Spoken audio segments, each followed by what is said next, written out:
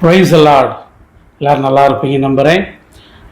June மாதம் 2026 15ஆம் தேதி இன்றைய தினம் ஆண்டவர் நம்மோடு கூட அவருடைய வார்த்தையை கொண்டு பேசுவாராக. மறுபடியும் இந்த காணொளி மூலமாக உங்கள் ஒவ்வொருவரையும் சந்திப்பதில் எனக்கு மிகுந்த மகிழ்ச்சி. இந்த மாதம் நான் முதல் தேதியிலேயே இந்த வார்த்தையை கொடுக்க வேண்டும் என்று நினைத்திருந்தேன். ஆனாலும் சில தவிர்க்க முடியாத காரணங்களால் இந்த காணொலியை என்னால் பதிவிட முடியவில்லை. ஆனாலும் ஆண்டவருடைய வார்த்தை தாமதமாய் வந்தாலும் அதன் வல்லமை குறைவதில்லை. நிச்சயமாய் இந்த வார்த்தை உங்கள் வாழ்க்கையில் வல்லமை உள்ளதாய் வெளிப்படும். உங்கள் வாழ்க்கையை அது சீர்படுத்தும். திரும்ப அது கட்டி எழுப்ப அது உண்மை உள்ளதாக இருக்கிறது என்று நான் நம்புகிறேன்.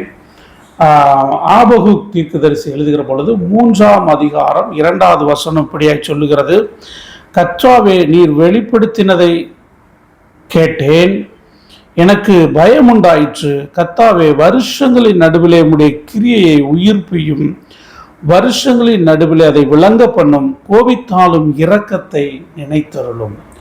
வருஷங்களின் நடுவிலே உம்முடைய கிரியையை உயிர்ப்பியும். இப்போ நம்ம இந்த ஜூன் மாதம் வருஷங்களின் நடுவில் இருக்கிறோம். இது 6ஆம் மாதம் 15ஆம் தேதி, சரியாய் இந்த மாதத்தின் மையப்பகுதியில் இருக்கிறோம். ஆண்டவர் சில காரியங்களை நம்ம வாழ்க்கையில் உயிர்ப்பிக்க போகிறார். நிச்சயமாய் அவ்வளவுதான் முடிந்து போனது என்று நாம் நினைக்கிற சூழ்நிலைகளை அவர் மறுபடியும் உயிர்ப்பிப்பார். அதற்கு ஆதாரமாய் தேவன் என்னோடு இந்த மாதத்திற்கு வாக்குத்தத்தமாய் கொடுத்த வார்த்தையை உங்களோடு நான் பகிர்ந்து கொள்கிறேன். ஆமோஸ் எழுதின தீர்க்க தரிசன புஸ்தகம் 9வது அதிகாரம் 12வது வசனம் சொல்லுகிறது: அந்நாளிலே விழுந்து போன தாவீதின் கூடாரத்தை நான் திரும்ப எடுப்பித்து அதன் திறப்புகளை அடைத்து அதில் பழுதாய் போனதை சீர்படுத்தி பூர்வ நாட்களில் இருந்தது போல அதை ஸ்தாபிப்பேன் என்று இதை செய்கிற கர்த்தர் சொல்லுகிறார். பாருங்க, ஆமோஸ் தீர்க்கதரிசி அவர் ஒரு மந்தையை மேய்க்கிற, ஒரு ஆடு மேய்க்கிற ஒரு மனுஷன். அவரை கர்த்தர் தம்முடைய வார்த்தையை கொடுத்து சில வார்த்தையை தம்முடைய ஜனத்திற்கு அறிவிக்கும்படி பேசுகிறபடினாலே அவரை தீர்க்கதரிசியாக நாம் அழைக்கிறோம். அந்த மனுஷன் மூலமாக வெளிப்படுகிற வார்த்தை என்னன்னா, அந்நாளிலே விழுந்து போன தாவீதின் கூடாரத்தை நான் திரும்ப எடுப்பித்து அதன் திறப்புகளை அடைத்து அதில் பழுதாய் போனதை சீர்படுத்தி பூர்வ நாட்கள் இருந்தது போல ஸ்தாபிப்பேன். ஆமென். விழுந்து போன கூடாரம் அதை திரும்ப எடுப்பிப்பாராம், அதன் திறப்புகளை அடைப்பாராம், பழுதாய் போனதை சீர்படுத்துவாராம். முந்தின நாட்கள் அது எவ்வளவு மகிமையா இருந்துச்சோ அதே மாதிரி அதை திரும்ப கொண்டு வருவேன் அப்படின்றாரு.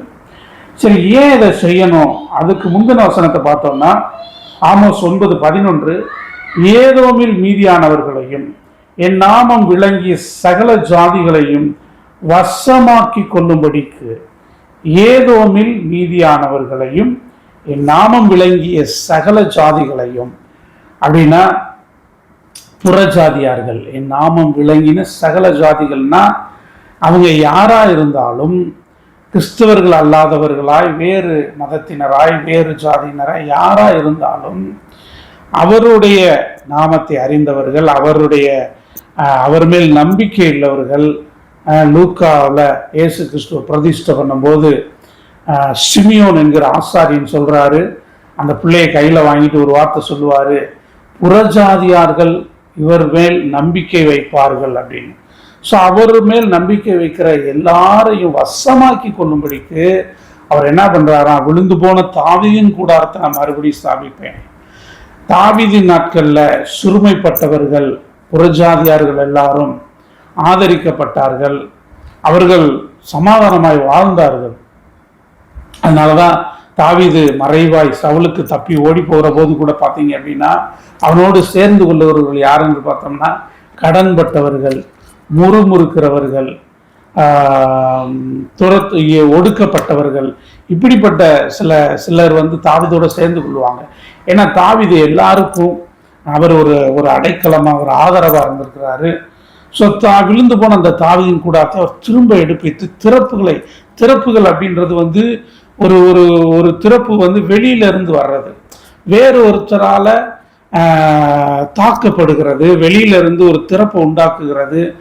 யாரோ ஒருத்தர் அதை வந்து பழுதடை செய்து அதில் ஒரு ஓட்டையை போட்டு அதுக்கு உள்ள கூடி ஊடுருவி தெரியாமல் வருகிற காரியங்கள், திருட்டுத்தனமாய் நம்மளை அறியாமல் வருகிற சில காரியங்கள், அதுதான் திறப்புகள். அந்த திறப்புகள், இப்போ ஒரு வீட்டில் திறப்புகள் இருந்துச்சுன்னா அது வழியாக என்ன பண்ணலாம், என்ன வேணாலும் வரலாம் இல்லையா. சின்ன திறப்புகள்னால் பூச்சிகள் வரலாம், விஷப்பூச்சிகள் வரலாம். பெரிய திறப்புகளாக இருந்தால் தீமை செய்கிற மனிதர்கள் உள்ள வரலாம், விலங்குகள் வரலாம். ஸோ பாதுகாப்பு இல்லாமல் பயந்து வாழக்கூடிய ஒரு சூழ்நிலை. அப்படிப்பட்ட நிலைமை அவர் என்ன சொல்றாங்க, திறப்புகளை நான் அடைத்து அதில் பழுதாய் போனதை சீர்படுத்தி. பழுதாய் போனது அப்படின்னா அந்த கூடாரம் இது வந்து வெளி மனிதர்களால் ஏற்படுகிறதுல நாம் கவனிக்காமல் விடுகிறதுனாலே அது பழுதாய் போகிறது. அதையும் ஆண்டவர் என்ன பண்றாருன்னா அதை சீர்படுத்தி முன்னாட்கள்ல தாவீது ராஜாவா இருக்கும்போது எப்படி நடந்துச்சோ அதே மாதிரி அதை சீரு சிறப்புமா நான் வந்து எடுத்து நிறுத்த போறேன். இந்த வார்த்தையை நம்புகிறவருடைய வாழ்க்கையில் அது அப்படியே வந்து பலிப்பதாக. ரைட்டு. தாவீது எப்போ கூடாரத்தை போட்டார் அப்படின்னு நம்ம பார்த்தோம்னா 2 சாமுவேல் 6:17, 1 நாளாகமம் 15:1 இதெல்லாம் நீங்கள் வாசிங்கன்னா தாவீது தன்னுடைய ராஜ்யபாரத்தை பெற்றுக்கொண்ட உடனே முதல் அவர் செஞ்ச வேலை என்ன அப்படின்னா, தேவனுடைய பெட்டியை திரும்ப கொண்டு வரணும், கர்த்தருடைய உடன்படிக்கை பெட்டியை திரும்ப கொண்டு வரணும், அதுக்கு ஒரு கூடாரத்தை நம்ம என்ன செய்யணும், போடணும் அப்படின்னு தாவீது விரும்பி அதுக்கு ஒரு முதலா தாவீது ஒரு கூடாரத்தை போட்டான். அவனுக்கு வீடு இருக்கோ இல்லையோ, அவன் தங்குறதுக்கு கூடாரம் இருக்கோ இல்லையோ, முதல்ல அவன் ராஜாவானவன என்ன பண்ணான்னா கர்த்தருடைய பெட்டி, உடன்படிக்கை பெட்டி, அந்த பெட்டியை பற்றி நான் சில விரிவாய் நான் சொல்லுவேன். அந்த கர்த்தருடைய பெட்டி இப்ப வெளியில இருக்குது, தேசத்துக்கு வெளியில இருக்குது, அதை திரும்ப கொண்டு வரணும். அதை சவுலுடைய நாட்கள் அதை தேடாதே போனோம். தேவனுடைய பெட்டி தான் வந்து தேவ பிரசன்னத்திற்கு அடையாளம். அந்த பெட்டி வந்துருச்சுனாலே யுத்தத்தில் அந்த பெட்டியை கொண்டு போவாங்க. அந்த பெட்டி வந்துருச்சுனாலே ஜெயம், அவங்க ஜெயிச்சிருவாங்க. ஸோ அப்படிப்பட்ட பெட்டி பெலிஸ்தர்களுடைய பிடிபட்டு போய் அது திரும்பி வந்தாலும் அதை ஊருக்குள்ள கொண்டு வராம அந்த பெட்டியின் மேல ஒரு பயம் இருந்ததுனால ஜனங்கள் அதை வெளியிலே வச்சிருந்தாங்க. தாவீது ராஜாவான உடனே முதல் செய்த வேலை அந்த பெட்டியை உள்ள கொண்டு வர்றான். அந்த பெட்டியை கொண்டு வரும்போது அதற்கு ஒரு கூடாரத்தை போட்டான் என்று 1 நாளாகமம் 15:1 இருக்கிறது. அந்த கூடாரத்துக்குள்ளே கொண்டு வந்து அந்த பெட்டியை வைக்கிறார். ஸோ அந்த பெட்டியை கொண்டு வரும்போது சில சம்பவங்கள் நடக்குது, அதெல்லாம் நம்மளுக்கு தெரியும். ஓபேத்-ஏதோமுடைய வீட்டிலே 3 மாதம் இருந்து அவனையும் அவன் வீட்டையும் அது ஆசீர்வதிக்கும். இப்படி கொண்டு வந்து அந்த தேவனுடைய பெட்டிக்கு, தேவ பிரசன்னத்துக்கு அவன் ஒரு கூடாரத்தை போட்டான். இந்த கூடாரம் இதுதான் தாவீதின் விழுந்து போன கூடாரம் அப்படின்னு சொல்லப்படுது. அந்த பெட்டி பின்னாட்களிலே அவனுக்கு அடுத்து வந்த ராஜாக்கள் சரியா இல்லாதபடினாலே அதை தேவாலயத்திலே, சாலமோனுடைய நாட்களில் தேவாலயத்தில் கொண்டு போய் வச்சாங்க. பாபிலோனருடைய சிறையிருப்புல அந்த தேவாலயம் இடிக்கப்பட்டு உடன்படிக்கை பெட்டி கொண்டு போகப்பட்டது. ஸோ அப்போ தேவன் அந்த கூடாரம், தேவ பிரசன்னத்தை விரும்புகிற ஒரு மனுஷன் தான் தாவீது. அதற்காக ஒரு கூடாரத்தை போட்டான். ஆண்டவர் பாருங்க அதை ரொம்ப கனப்படுத்துறாரு. தாவீதுக்கு இருந்த வாஞ்சை தேவ பிரசன்னத்தின் மேல. அது ராஜாவான உடனே எனக்கு ஒரு அரண்மனை கட்டணும், எனக்கு ஒரு ஒரு நல்ல ஒரு சிங்கார வனத்தை, எனக்குன்னு அவனுக்கு பிரியமான காரியங்களை, ஒரு பெரிய அரண்மனை, நல்லா சாப்பிட்றதுக்கு ஒரு நல்ல டைனிங் ஹாலு, என்டர்டெயின்மெண்ட் பண்ணுறதுக்கு, விளையாடுறதுக்கு ஏதாவது செய்யணும் அப்படின்லாம் அவன் வந்து செய்யாமல் அவன் முதல்ல என்ன செய்கிறான் அப்படின்னா, தேவனுடைய பெட்டி பிரசன்னம் முதல்ல வரணுயா, அதுக்கு ஒரு கூடாரத்தை போடணும்னு சொல்லி அவன் போட்டான். பின்னாட்கள் ஆண்டவர் சொல்கிறார், இது விழுந்து போனாலும் மறுபடியும் நான் அதை என்ன செய்வேன், அதை எடுப்பிப்பேன். மனிதர்களால் அது உடைக்கப்பட்டிருந்தாலும், அது பழுதாய் போயிருந்தாலும் திரும்ப சிலருடைய நம்முடைய வாழ்க்கையில் இன்னைக்கு தேவ பிரசன்னத்துக்கு நாம் முதலிடம் கொடுக்க கூடாதபடிக்கு, எப்பயோ ஒரு நாள் நம்ம வந்து ரொம்ப பக்தியாக தேவ பிரசன்னத்துக்கு முதலிடம் கொடுத்துருப்போம். அதை வந்து நாளடைவில் பிரச்சனைகள் நிமித்தமாக, சூழ்நிலைகள் நிமித்தமாக, போராட்டங்கள் நிமித்தமாக அதை நம்ம மறந்து போயிருக்கலாம். ஆனால் ஆண்டவர் என்ன சொல்றார், விழுந்து போன தாவீதின் கூடாரத்தை, அந்த கூடாரம் சரியா இருந்தாதான் அவன் குடும்ப வாழ்க்கை சரியா இருக்கும். அது சரியா இருந்தாதான் மற்ற ஜனங்கள் ஆசீர்வதிக்கப்பட முடியும். ஒரு தேவ மனுஷன் ஆசீர்வாதமா இருந்தாதான் அவனை சார்ந்தவர்களும் புறஜாதியார்களும் ஆசீர்வாதமா இருக்க முடியும். ஸோ அதைத்தான் இங்க வந்து ஆமோஸ் சொல்றாரு, ஏதோமில் மீதியானவர்களையும், ஏதோம் அப்படின்னா ஏசாவின் சந்ததி. யாக்கோபு ஏசா இருக்காங்க இல்லையா, ஏசாவை வெறுத்தார். ஆனாலும் அந்த சந்ததியார்ல மீதியானவர்களும், அந்த சந்ததியில ஆண்டவரை நம்புறவர்களும், என் நாமம் விளங்கிய சகல ஜாதிகளும், அவர் நாமத்தை பற்றி கூப்பிடுகிற, அவர் நாமத்தின் மேல் நம்பிக்கை வைக்கிற எல்லாரும் வசமாக்கி கொள்ளும்படிக்கு, அவர்கள் எல்லாரும் தேவனிடமாய் திரும்பணும், அவர்கள் ஆசீர்வதிக்கப்படணும்னு சொன்னா இந்த தாவீதின் கூடாரம் எப்படி இருக்கணும்? ஸ்டெடியா இருக்கணும், ஸ்ட்ராங்கா இருக்கணும், ஆசீர்வாதமா இருக்கணும், தேவ பிரசன்னத்தால நிறைந்து இருக்கணும். ஸோ அப்பத்தான் அவர்கள் ஆசீர்வதிக்கப்பட முடியும். அதனாலதான் ஆண்டவர் இங்க சொல்றாரு, நாளிலே விழுந்து போன தாவீதின் கூடாரத்தை நான் திரும்ப எடுப்பித்து அதன் திறப்புகளை அடைத்து அதில் பழுதாய் போனதை சீர்படுத்தி பூர்வ நாட்கள் இருந்தது போல அதை ஸ்தாபிப்பேன். ரைட். இதே வசனத்தை பரிசுத்த ஆவியானவர் அப்போஸ்தலருடைய நடவடிக்கைகளிலே சொல்லும் பொழுது எப்படி சொல்றாங்கன்னா, அப்போஸ்தலருடைய நடவடிக்கைகள் 15வது அதிகாரம் 16, 17. எப்படி எனில் மற்ற மனுஷரும், அங்க நம்ம ஏதோமில் மீதியானியரும் வாசிச்சோம் இல்லையா, அதுதான் இங்கே மற்ற மனுஷரும். அப்புறம் என் நாமம் விளங்கி சகல ஜாதிகளும் வாசிச்சோம் இல்லையா, இங்க எப்படின்னா என்னுடைய நாமம் தரிக்கப்படும் சகல ஜாதிகளும். அப்ப அவருடைய நாமம் யாருக்கு தரிக்கப்படும்னா அவருடைய பிள்ளைகளுக்கு தரிக்கப்படும். அங்க வசமாக்கி கொள்ளும்படிக்கு இருக்குது. இங்க எப்படி இருக்குன்னா கர்த்தரை தேடும்படிக்கு. எப்படி எனில் மற்ற மனுஷரும் என்னுடைய நாமம் தரிக்கப்படும் சகல ஜாதிகளும் கர்த்தரை தேடும்படிக்கு. கர்த்தரை எப்படி தேடுவாங்க அப்படின்னா, உன்னுடைய கூடாரம், உன்னுடைய குடும்பம், உன்னுடைய ஊழியம், உன்னுடைய எல்லா காரியத்திலும் தேவ பிரசன்னத்தால நிறைந்திருக்கணும். அந்த தேவ பிரசன்னம் தங்கி இருக்கிற கூடாரம் எப்படி இருக்கணும்னா அது உறுதியா இருக்கணும், அது அழகா இருக்கணும், அது ஆசீர்வாதமா இருக்கணும், அது நிறைவா இருக்கணும்னு கர்த்தர் விரும்புகிறார். ரைட். அப்போஸ்தலருடைய 15, 17. நான் இதற்கு பின்பு திரும்பி வந்து, அங்க வந்து நான் திரும்ப எடுப்பித்து அப்படின்னு இருக்கும்.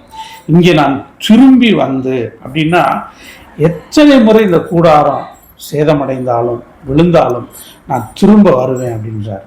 திரும்பி வந்து விழுந்து போன தாவீதின் கூடாரத்தை மறுபடியும் சீர்படுத்தி, எங்கெல்லாம் அது சீர்குலைந்து போயிருக்குதோ அங்கெல்லாம் அதை சீர்படுத்தி அதை செவ்வையாக நிறுத்துவேன். அதன் திறப்புகளை அடைத்து பழுதாய்ப்பனை சீர்படுத்தி இருந்தது போல அதை ஸ்தாபிப்பேன். அதை இங்கே புதிய ஏற்பாட்டில் சொல்லப்படும் போது மறுபடியும் அதை சீர்படுத்தி அதை செவ்வையாக நிறுத்துவேன் என்று இவைகளை எல்லாம் செய்கிற கர்த்தர் சொல்லுகிறார். இப்ப பழைய ஏற்பாட்டு காலத்துல பழுதாய் போனதை சீர்படுத்தி திறப்புகளை அடைத்து பழுதாய் போனதை சீர்படுத்தி, புதிய ஏற்பாட்டில் வரும்பொழுது விழுந்து போன தாவீதின் கூடாரத்தை மறுபடியும் சீர்படுத்தி அதை செவ்வையாக நிறுத்துவேன். அந்த திறப்புகளே இல்லை பாருங்க. பழைய ஏற்பாட்டு காலத்துல மனுஷீகமா சில யுத்தங்கள் நடந்தது, அதனால சில பிசிக்கல் டேமேஜஸ் அங்கே இருந்துச்சு. ஆனால் இங்கே இயேசு கிறிஸ்துவின் சிலுவை பாடுகளுக்கு பின்பதாக எழுதப்படுகிற பொழுது பரிசுத்த ஆவியானவர் ஊற்றப்பட்டதற்கு பின்பதாக அப்போஸ்தலர் 15 எழுதும்போது அங்கே திறப்புகளே இல்லை. அங்கே உங்களுடைய கூடாரத்தை ஒருவராலும் இனி டேமேஜ் பண்ண முடியாது. அதைத்தான் ஆவியானவர் சொல்லுகிறார். இதற்கு பின்பு திரும்பி வந்து, அப்ப அவர் திரும்பி வருவாருன்றத சத்துருக்கு அவர் புரிய வைக்கிறாரு. தாவீதின் கூடாரத்தை நீ தொட்டேனா நான் திரும்பி வருவேன். அதனாலதான் வந்து சீஷர்களை துன்பப்படுத்துகிற பொழுது பவுல் சீஷர்களை துன்பப்படுத்தி சில கட்டளைகளை பெற்றுக்கொண்டு அவர் வந்து சில நிருபங்களை அதிகார இடத்துல வாங்கி கொண்டு அரெஸ்ட் வாரண்டோட போறாரு. போகிற வழியில இயேசு சந்திக்கிறார். பவுலை சந்தித்து என்ன சொல்றாருன்னா, நீ துன்பப்படுத்துகிற இயேசு நானே. அவன் துன்பப்படுத்தினது சீஷர்களை, ஆனா அவர் சொல்றாரு, அவர் திரும்பி வர்றாரு. அவர் 2ஆம் வருகையில வருவேன்னு சொன்னார். ஆனாலும் சீஷர்களுக்கு அந்த தாவீதின் கூடாரத்தோடு தேவ பிரசன்னத்தோடு இணைந்து அவருடைய நாமம் தரிக்கப்பட்ட ஜனங்கள், அவருக்காக வாழ்கிற ஜனங்களுக்கு ஒரு துன்பம் சொன்னா அவர் இமிடியட்டா திரும்பி வருவாரு. ஸோ அதைத்தான் இங்க சொல்றாரு, நான் திரும்பி வருவேன், ஆனாலும் அங்க திறப்புகள் இல்லை. இனி உங்க வாழ்க்கையில திறப்புகள் வராதபடிக்கு, சத்துருவின் ஊடுருவல் வராதபடிக்கு அவர் உங்களுக்காக திரும்பி வருகிறவராய் இருக்கிறார். எத்தனை முறை சத்துரு உங்களோடு யுத்தம் பண்ணினாலும் திரும்ப திரும்ப அவர் வந்து உங்களை ஜெயிக்க பண்ண அவர் உண்மையுள்ளவராய் இருக்கிறார். அடுத்து நான் மறுபடியும் அதை என்ன பண்ணுவேன், சீர்படுத்துவேன், சீர்படுத்தி அவை செவ்வையாக நிறுத்துவேன். பழுதாய் போனதை உங்களுடைய கவனக்குறைவினால சில பழுதுகள் ஏற்பட்டிருந்தாலும் அதை ஆண்டவர் அதை என்ன பண்ணுறாரு, அவருடைய கண்கள் அதை பார்த்து அதை சீர்படுத்தி அவர் சீர்படுத்தினா அங்கே ஜீவன் வெளிப்படும். அதனால தான் நாம் வாசிக்கிறோம் ஆபகுக் 3:2 வருஷங்கள் நடுவில் என்னுடைய கிரியையை உயிர்ப்பியும் நாம் தான் அவருடைய கிரியைகள். நம்மை தேவன் மறுபடியும் உயிர்ப்பிப்பாராக. தேவ பிரசன்னத்தை தேடும்படிக்கு தாவீது முதலாவது தேவ பிரசன்னத்தை தேடினா, அதுபோல அந்த பிரசன்னத்தை தேடும்படிக்கு ஆண்டவர் உங்கள் வாழ்க்கையை உயிர்ப்படைய செய்வாராக. ஓகே, சரி. இதெல்லாம் ஏன் செய்கிறாரு அப்படின்னா, மற்ற மனுஷர்களுடைய நாமம் தரிக்கப்படும் சகல ஜாதிகளும் கர்த்தரை தேடும்படிக்கு. நீங்க நல்லா இருந்தா உங்களை சார்ந்தவர்கள் நல்லா இருப்பாங்க. நீங்க நல்லா இருந்தா உங்களை நம்பி வருகிற ஜனங்களாலும் ஆசீர்வாதமாக இருக்க முடியும். முதலாவது உங்களுடைய ஆசீர்வாதத்தை விட தேவ பிரசன்னம் உங்கள் வாழ்க்கையில் நிறைவாக இருக்கட்டும். அது இந்த 6 மாதத்திலையும் அது ஒருவேளை குறைவடைந்திருந்தாலும், அதில் ஏதாவது சேதங்கள் ஏற்பட்டிருந்தாலும், இந்த மாதம் முதற்கொண்டு கர்த்தர் அதை மறுபடியும் அதை சீர்படுத்தி அவர் திரும்பி வந்திருக்கிறார். அதை சரிபடுத்தும்படிக்கு அவர் திரும்பி இந்த மாதத்தில் நிற்கிறார். நின்று அதை சரிபடுத்தி சீர்படுத்தி செவ்வையாய் அதை நிறுத்துவார். இனி ஒருவராலும் இதை திரும்ப எடுப்பிக்க முடியாது. இந்த காரியத்தை ஒருத்தராலும் சரி பண்ண முடியாதுன்னு நினைக்காதீங்க. தேவன் உங்களுக்காக அவருடைய கரம் அதை எடுப்பித்து நிறுத்த உண்மை உள்ளது. ஆமென். சரி, ஆபகுக் நம்ம வாசம் இல்லையா, அதுல ஒரு 3 காரியத்தை நான் தீர்க்க தரிசனமாக சொல்லிவிட்டு இந்த உடன்படிக்கை பற்றி ஏன் அந்த அந்த அந்த தேவ பெட்டிக்கு அந்த தேவ பிரசன்னம் ஏன் அதற்கு அவ்வளோ வேல்யூ என்பதையும் நான் சொல்லுகிறேன். ஆபகுக்கு நான் வாசிக்கிற பொழுது அதில் பார்த்தீங்க அப்படின்னா ஒரு 3 இடத்துல சேலா என்கிற வார்த்தை வரும். கிட்டத்தட்ட சங்கீதத்தின் புஸ்தகத்தில் மட்டும்தான் இந்த வார்த்தையை நம்ம கேள்விப்பட்டிருப்போம். தாவீதின் சங்கீதத்தில் சேலா என்ற வார்த்தை 74 முறை பரிசுத்த வேதாகமத்தில் எழுதப்பட்டிருக்கிறது. அதில் சங்கீத புஸ்தகத்தில் 71 முறையும் மீதி 3 முறை இந்த ஆபகுக் 3வது அதிகாரத்திலும் இருக்கிறது. சேலா என்று சொன்னால் அதை நிறுத்தி திரும்ப வாசிங்க. அதை கொஞ்சம் சிந்திச்சு கவனிச்சு பாருங்க.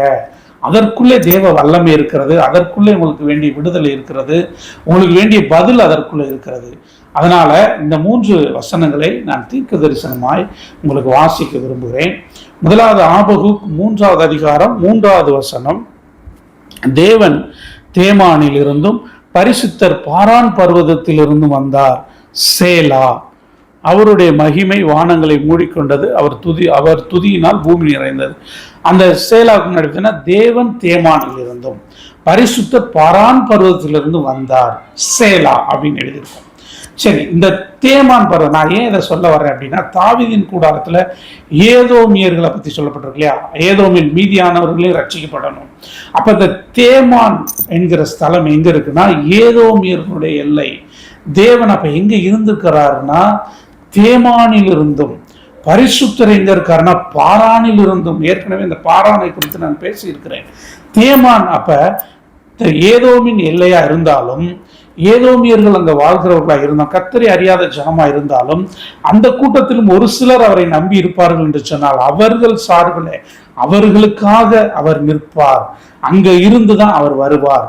அங்க அவர்களோடு அவர் வாழுவார். திரும்ப அங்க போய் அவர்களுடைய விண்ணப்பங்களை கேட்பார். அவர்களுடைய வாழ்க்கையில் இருக்கிற பிரச்சனைகளை போராட்டங்களை மாற்றும்படிக்கு அவர்களோடு இருப்பார் என்பதைத்தான் இந்த வசனம் முன்குறிக்கிறது.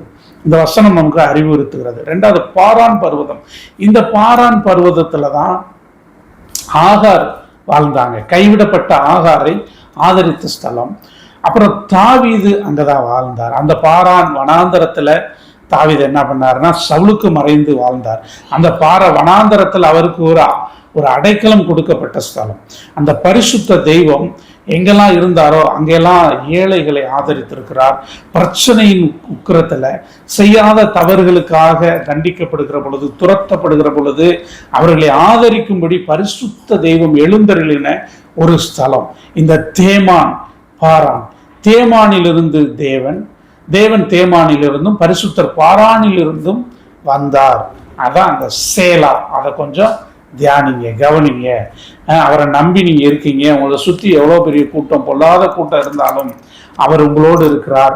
அங்கேருந்து தான் வர்றாரு, அங்கே திரும்ப வருவார். உங்களுக்கு ஒரு பிரச்சனைனா அவர் திரும்ப வருவார். அதைத்தான் இந்த வார்த்தை தெளிவிக்கிறது. 2 ஆபகுக்கு 3:9 ஆபகுக்கு 3:9 என்ன சொல்லுகிறதுனா, கோத்திரங்களுக்கு ஆணையிட்டு கொடுத்த வாக்கின்படியே உம்முடைய வில் நாணேற்றப்பட்டதாய் விளங்கினது சேலா. கோத்திரங்களுக்கு அவர் ஆணையிட்டு கொடுத்தார். ஆணையிட்டு கொடுத்து உம்முடைய வில் நாணேற்றப்பட்டதாய் விளங்கினது, நீர் பூமியை பிளந்து ஆறுகளை உண்டாக்கினீர். அந்த இடத்துல பார்த்தீங்கன்னா நாணேற்றப்பட்டதா இருந்தது சேலா. அப்ப வில் நாணேற்றப்படுகிறது அப்படின்னா அது ஒரு யுத்தத்திற்கு ஆயத்தமாகிறது, ஒரு யுத்தம் செய்யறதுக்கு ரெடி ஆகிறார் அப்படின்னு அர்த்தம். ஸோ யுத்தத்திற்கு தேவன் ஆயத்தமாகிறது தான் உம்முடைய வில் நாணேற்றப்பட்டதாய். கோத்திரங்களுக்கு வாக்கு பண்ணி கொடுத்தாரு. ஏன் என்ன வாக்கு பண்ணி கொடுத்தாரு அப்படின்னா, யாக்கோபுக்கு என்ன வாக்கு பண்ணாரு? நீ இருக்கிற இந்த ஸ்தலத்துக்கு உன்னை திரும்பி வர பண்ணுவேன், நீ போகிற தேசங்கள்ல எல்லா இடத்துலையும் உன் கூட இருந்து உன்னை ஆசீர்வதிப்பேன், இந்த ஸ்தலத்துக்கு உன்னை திரும்பி வர பண்ணுவேன், உனக்காக யுத்தம் பண்ணுவேன், கர்த்தர் உனக்கு உன் பிதாக்களின் தேவன் உனக்கு துணையா இருப்பார். இப்படி பல வாக்குத்தத்தங்களை கொடுத்தாரு. வில் நாணேற்றப்பட்டதா இருக்குன்னா அந்த ஜனத்திற்கு, அந்த கோத்திரங்களுக்கு, தேவனுடைய ஜனத்துக்கு ஒரு பிரச்சனைனா அவருடைய வில் நாணேற்றப்படும். உங்களுக்காக அவர் யுத்தம் பண்ணுவார். வில்லை எடுத்து ஆயத்தமா அம்பு எய்கிறதற்கு ரெடியா இருக்கிறது தான் அந்த வில் நாணேற்றம். அங்கதான் இந்த சேலா என்கிற வார்த்தை வருகிறது. ஆபகுக்கு 3:9. அந்த வில் நாணேற்றப்பட்டாலே அடுத்து தேவன் உங்களுக்காக யுத்தம் பண்ண போகிறாருன்னு அர்த்தம். சரியா? ரைட். அடுத்த வசனம் 3:13. ஆபகுக் 3:13. உமது ஜனத்தின் ரட்சிப்புக்காகவும் நீர் அபிஷேகம் பண்ணுவித்தவனின் ரட்சிப்புக்காகவுமே நீர் புறப்பட்டீர்.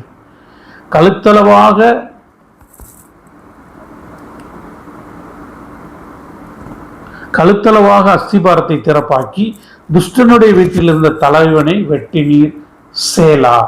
அப்ப பாருங்க, உம்முடைய ஜனத்தின், ஏற்கனவே சொன்ன மாதிரி உம்முடைய ஜனம் புறஜாதியார் தேசத்தில் இருந்தாலும், புறஜாதியார் மத்தியில் இருந்தாலும், வேற ஒருவராய் இருந்தாலும், வேற மதத்தினராய் இருந்து உம்முடைய நாமத்தை நம்புகிறவர்களாய் இருக்கிறவர்களுக்கும் நீர் அபிஷேகம் பண்ணுவித்தவனின் ரட்சிப்புக்காகவும், நம்ம தாவீதை எடுத்துக்கலாம், கிறிஸ்துவை எடுத்துக்கொள்ளலாம்.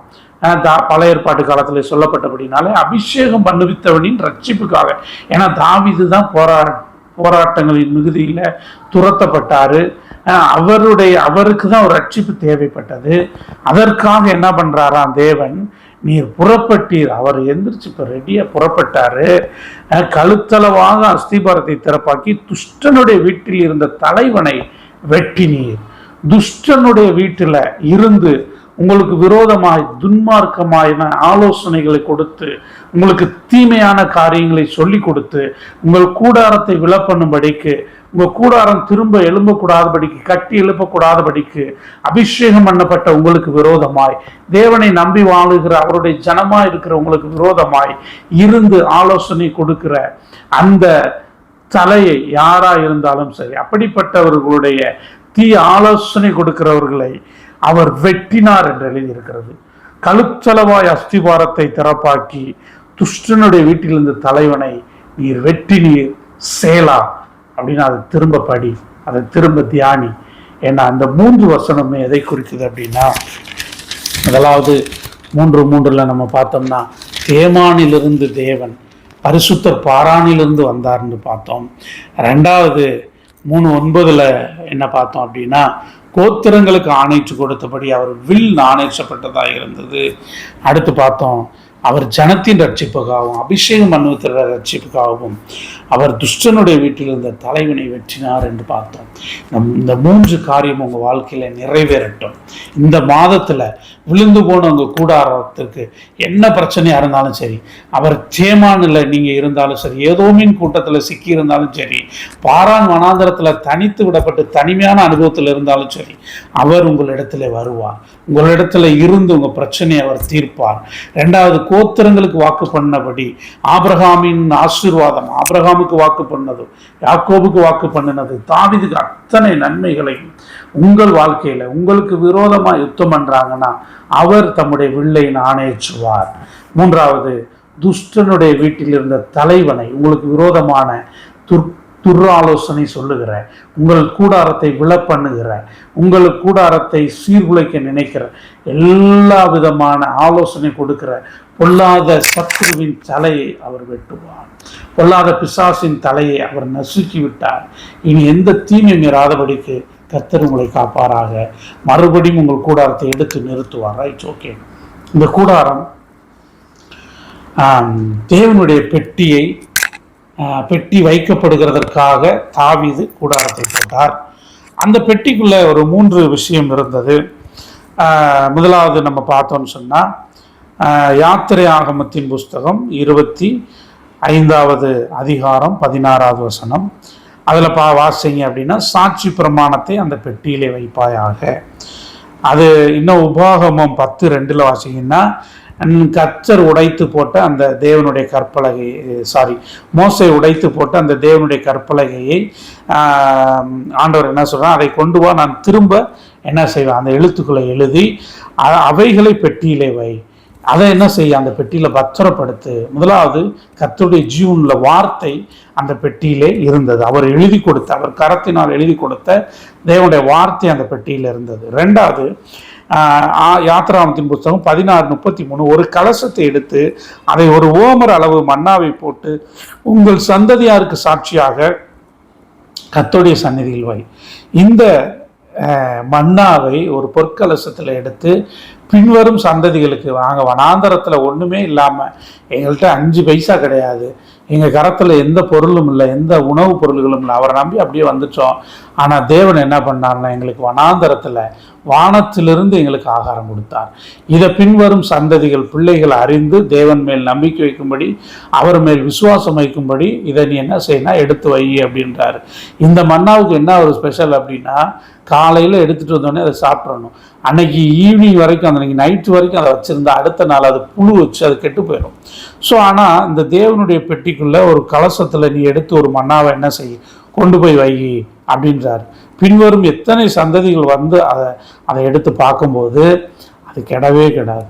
கெடாமல் இருக்கும்படி தேவனை ஒரு பெட்டிக்குள்ளே அந்த பிரசன்னத்தில் வைக்க சொல்கிறாரு, கர்த்தருடைய சந்நிதியில். மூன்றாவது, யாத்திரையாகமம் 17வது அதிகாரம் 10வது வசனம். இந்த 17:10 என்ன சொல்லப்பட்டிருக்குன்னா, சாட்சி பெட்டிக்கு ஆரோனுடைய சம்பவம் நம்ம எல்லாருக்கும் தெரியும். அந்த ஆரோனுடைய சம்பவத்தில் அவருக்கு ஒரு ஆரோனுடைய கோல் இருந்துச்சு இல்லையா, ஆரோனின் துளிர்த்த கோல் இருந்தது.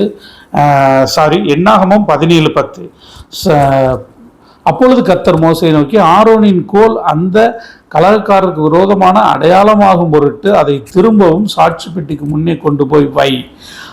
இப்படி அவர்கள் எனக்கு விரோதமாய் முறுமுறுப்பதை ஒளிய பண்ணுவாய், அப்பொழுது அவர்கள் சாக மாட்டார்கள் என்றார். பாருங்க, முதல்ல தேவனுடைய வார்த்தையை நீ என்ன வை, இந்த உடன்படிக்கை பெட்டிக்குள்ள வை. ரெண்டாவது, மன்னாவை நீ என்ன பண்ணு, உன் சந்ததியா இருக்கும், உன் பிள்ளைகளுக்கு அது சாட்சியாக இருக்கும்படி அந்த உடன்படிக்கை பெட்டிக்குள்ள கொண்டு போய் வை. மூணாவது, கலகக்காரருக்கு விரோதமாய், உன்னுடைய வாழ்க்கையில் உனக்கு விரோதமாய் கலகம் பண்ணுகிற அநீதிக்காரருக்கு விரோதமாய் ஆளுனுடைய கோல், அவனை நான் தெரிஞ்சுக்கிட்டேன், அவனுடைய கோல் துளிர்த்தது, அவனுடைய காய்ந்து போன கோல் ஒரு இரவுல துளிர்த்து பூ பூத்து வாதுமை பழங்களை கொடுத்தது. அந்த கோலை நீ என்ன செய்ய, அந்த பெட்டிக்குள்ள வை. உங்களுக்குள்ள முறுமுறுப்பை ஒளிய பண்ணுவேன். உங்களுக்கு விரோதமாய் பொய் சொல்லுகிறவர்கள், உங்களுக்கு விரோதமாய் கலகம் பண்ண நினைக்கிறவர்கள், உங்களுடைய மேன்மையை கெடுக்க நினைக்கிறவர்கள், உங்களுடைய அபிஷேகத்தை அற்பமாய் எண்ணுகிறவர்களுக்கு முன்பதாக நீதியை விளங்க பண்ணும்படிக்கு இந்த கோலை நீ என்ன செய்ய, அந்த உடன்படிக்கை பெட்டிக்குள்ள வை. இப்ப இந்த உடன்படிக்கை பெட்டிக்குள்ள 3 காரியம் இருக்குது. ஒன்று, கர்த்தருடைய வார்த்தை, ஜீவனுள்ள வார்த்தை இருக்குது. இது எதற்கு அடையாளமா இருக்குது அப்படின்னா, ஆண்டவருடைய அந்த வார்த்தை நமக்கு ஜீவனா இருக்கிறது. சரியா? அதுதான் நமக்கு நித்திய ஜீவனை அருளுகிறது. அதை நீ அனுதினமும் இந்த உடன்படிக்கை பெட்டியில் இருக்கிற இந்த 3 காரியத்தையும் இந்த தாவீது இதுக்காக கூடாரம் போட்டான், அதுக்கு அதை வேல்யூ பண்ணான். அதுபோல இந்த நாட்களில் இந்த 3 காரியம், இன்னைக்கு நமக்கு அந்த உடன்படிக்கை பெட்டி நம்மக்கிட்ட இல்லை, ஆனால் தேவ பிரசன்னம் நம்மக்கிட்ட இருக்குது. அந்த அந்த அந்த சாராம்சங்கள் நம்மக்கிட்ட இருக்குது. இந்த விளக்கத்தை அறிந்து கொண்டு இதற்கு நாம் முக்கியத்துவம் கொடுக்கலாம் இருப்போம் என்று சொன்னால் தேவன் நம்மை ஆசீர்வதிப்பார். 1, தேவனுடைய வார்த்தைக்கு முக்கியத்துவம். 2, நம்முடைய சந்ததிகளுக்கு தெரிகிறது போல ஒரு ஒரு ஒரு மன்னா இருக்கு இல்லையா? அப்ப சந்ததிகளுக்கு சாட்சியான ஒரு வாழ்க்கை, ஒரு ருசியுள்ள காரியத்தை, ஒரு ஆகாரத்தை நாம் கொடுக்கிறவர்களாக இருக்க வேண்டும். இதெல்லாம் தேவ பிரசன்னத்தில் இருக்கும் பொழுது அது ஒரு நாளும் என்ன செஞ்சிடாது, கெட்டு போகாது. மோசே கையில கொடுத்தப்ப அந்த கற்பலைகளை அவன் கோபத்தில் உடைச்சிட்டான்.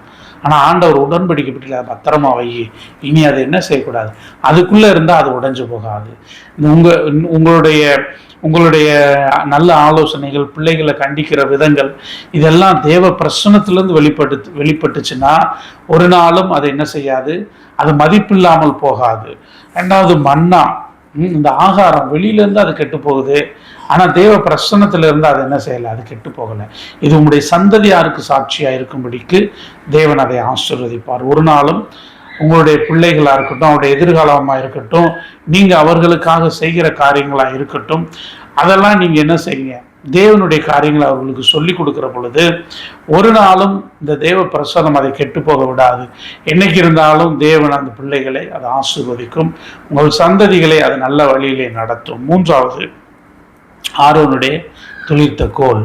ஆண்டவர் உங்களுக்கு சேஷப்படுத்த விரும்பிட்டாருன்னா, உங்களுக்கு விரோதமாக எத்தனை நாவுகள் எழும்பினாலும், எத்தனை முறுமுறுப்புகள் வந்தாலும், எத்தனை பொய்சாட்சிக்காரர்கள் வந்தாலும் தேவ நீதி உங்கள் வாழ்க்கையில் விளங்கும். இந்த உடன்படிக்கை பெட்டி தேவ பிரசன்னம் இதைத்தான் சொல்லுகிறது. அவருடைய ஜீவன் உங்கள் வாழ்க்கையில் நிறைவாக இருக்கும். அவருடைய நன்மைகள், அவர் வனாந்தரத்திலும் ஒன்றுமில்லாத சூழ்நிலையிலும் உங்களை வழி நடத்த, உங்களை திருப்தியாய் நடத்த, பஞ்சகாலத்திலும் உங்களை திருப்தியாய் போஷிக்க அவரால் முடியும். அவரால் முடியுன்றத உங்கள் பிள்ளைகளுக்கு நீங்கள் கற்றுக் கொடுக்கணும். பணத்திற்கு பின்னாடி போகக்கூடாது, தேவனை நம்பி வாழணும் அப்படின்ற ஒரு காரியத்தை நீங்கள் கற்றுக் கொடுக்க வேண்டும்.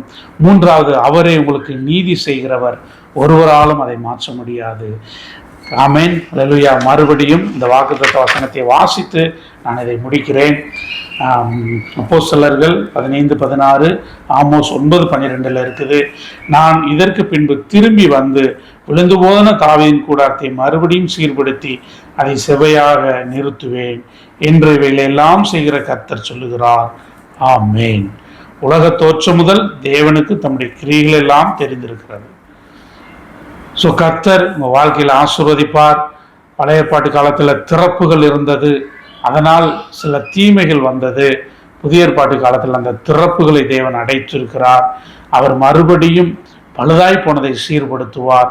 தெரியாத எந்த தீமைகள் வந்தாலும் தேவன் அது உட்பிரவேசியாதபடிக்கு பரிசுத்த ஆவியானவர் அதை தடுத்து நிறுத்த உண்மையில் கர்த்தர் தாமே உங்களை ஆசீர்வதிக்கட்டும். விழுந்து போன உங்களுடைய வாழ்க்கை, ஊழியங்கள், உங்களுடைய வேலைகள் எதுவாக இருந்தாலும் தேவன் அதை ஆசீர்வதித்து திரும்ப கட்டுவாராக. God bless you.